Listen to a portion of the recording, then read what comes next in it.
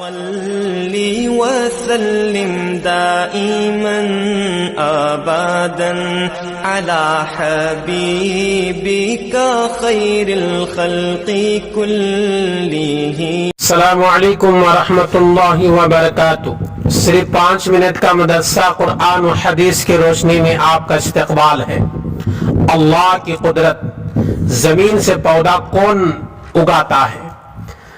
زمین کے اندر جب بیج دبا دیا جاتا ہے اس کا خول بہت سخت ہوتا ہے۔ کچھ بیج تو اتنے سخت ہوتے ہیں ہم انہی دانتوں سے بھی توڑ نہیں سکتے، لیکن یہی بیج جب مٹی میں دبا دیا جاتا ہے، بو دیا جاتا ہے، تو چند دنوں میں ایک نازک اور نرم پودا اس سخت بیج کو توڑ کر زمین کو پھاڑ کر نکلتا ہے۔ آخر اس سخت خول کو کون توڑتا ہے؟ زمین سے پودا کون نکالتا ہے؟ قرآن پاک میں ہے یقیناً اللہ ہی بیجوں اور گٹلیوں کو توڑتا ہے۔ سورہ انعام آیت نمبر 95۔ ایک فرض کے بارے میں، زکوٰۃ مستحق کو دینا ضروری ہے۔ رسول اللہ صلی اللہ علیہ وسلم نے ارشاد فرمایا، بے شک اللہ تعالیٰ نے زکوٰۃ کے مستحق کو نہ کسی نبی کے مرضی پر چھوڑا ہے اور نہ ہی نبی کے علاوہ کسی اور کی مرضی پر، بلکہ خود ہی فیصلہ فرما دیا اور اس کے 8 حصے متعین کر دیے۔ ابو داؤد حدیث نمبر 1630۔ زکوٰۃ کا جو مستحق ہے اسی کو زکوٰۃ دینا ضروری ہے۔ جو زکوٰۃ کا مستحق نہیں، اگر اس کو دے دیا تو زکوٰۃ ادا نہیں ہوگی۔ اس لیے زکوٰۃ دینے والے حضرات زکوٰۃ کے مستحق تلاش کر کے دینا چاہیے۔ ایک سنت کے بارے میں، غسل کرنے کا سنت طریقہ۔ حضرت عائشہ رضی اللہ تعالی عنہا فرماتے ہیں، رسول اللہ صلی اللہ علیہ وسلم جنابت کا غسل یعنی فرض غسل فرماتے تو سب سے پہلے ہاتھ دھوتے، پھر سیدھے ہاتھ سے بائیں ہاتھ پر پانی ڈالتے، پھر استنجا کی جگہ دھوتے، پھر جس طرح نماز کے لیے وضو کیا جاتا ہے اسی طرح وضو کرتے، پھر پانی لے کر اپنے انگلیوں کے ذریعے سر کے بالوں کے جڑوں میں داخل کرتے، پھر 3 دفعہ دونوں ہاتھ بھر کر یکے بعد دیگرے سر پر پانی ڈالتے، پھر سارے بدن پر پانی بہاتے، سب سے آخر میں دونوں پاؤں دھوتے۔ یہ نبی صلی اللہ علیہ وسلم کا فرض غسل کا طریقہ ہے۔ صحیح مسلم حدیث نمبر 718۔ ایک اہم عمل کی فضیلت، خوف خدا میں رونا۔ رسول اللہ صلی اللہ علیہ وسلم نے ارشاد فرمایا، جو آدمی اللہ کے ڈر سے روئے اس کا جہنم میں جانا اسی طرح محال ہے جس طرح دودھ کا تھنوں میں جانا۔ نسائی حدیث نمبر 3109۔ جس طرح دودھ باہر آ جانے کے بعد تھن میں دوبارہ جانا مشکل ہے، اسی طرح اللہ کے ڈر اور خوف سے رونے والے کا جہنم میں جانا مشکل ہے۔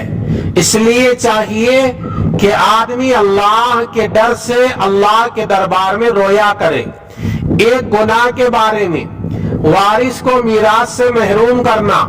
رسول اللہ صلی اللہ علیہ وسلم نے ارشاد فرمایا، جو آدمی اپنے وارث کو میراث دینے سے بھاگے گا اور اسے میراث سے محروم کر دے گا تو اللہ تعالیٰ قیامت کے دن جنت سے اس کی میراث ختم کر دے گا، یعنی جنت میں داخل نہیں کرے گا۔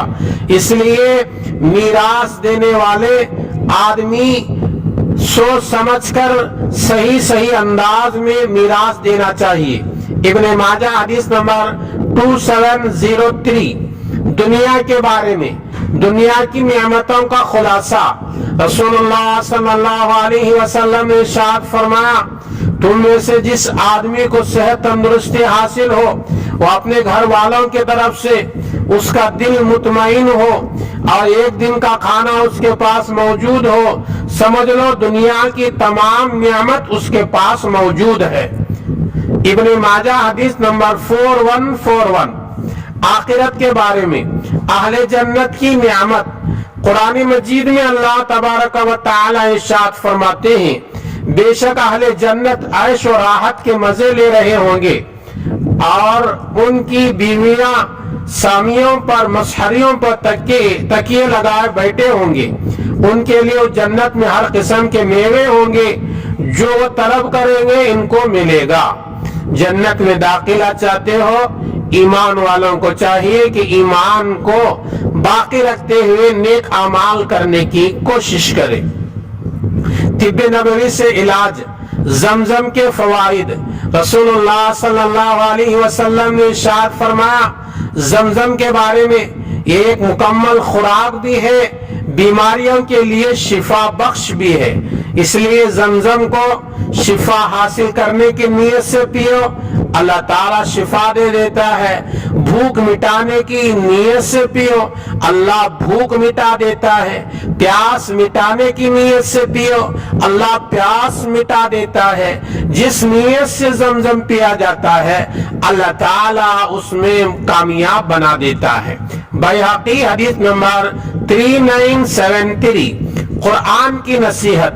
قرآن میں اللہ تعالیٰ ارشاد فرماتے ہیں نیکی اور پرہیزگاری کے کاموں میں ایک دوسرے کی مدد کیا کرو، گناہ اور ظلم زیادتی میں کسی کی مدد نہ کرو، اللہ سے ڈرتے رہو، بے شک اللہ تعالیٰ کا عذاب بہت سخت ہے.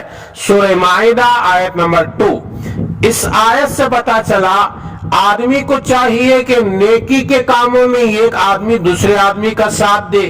اگر کوئی آدمی گناہ اور ظلم کے کاموں میں کسی کا ساتھ دے رہا ہے تو یہ بھی گنہگار ہوگا، یہ بھی ظلم کرنے والا ہوگا.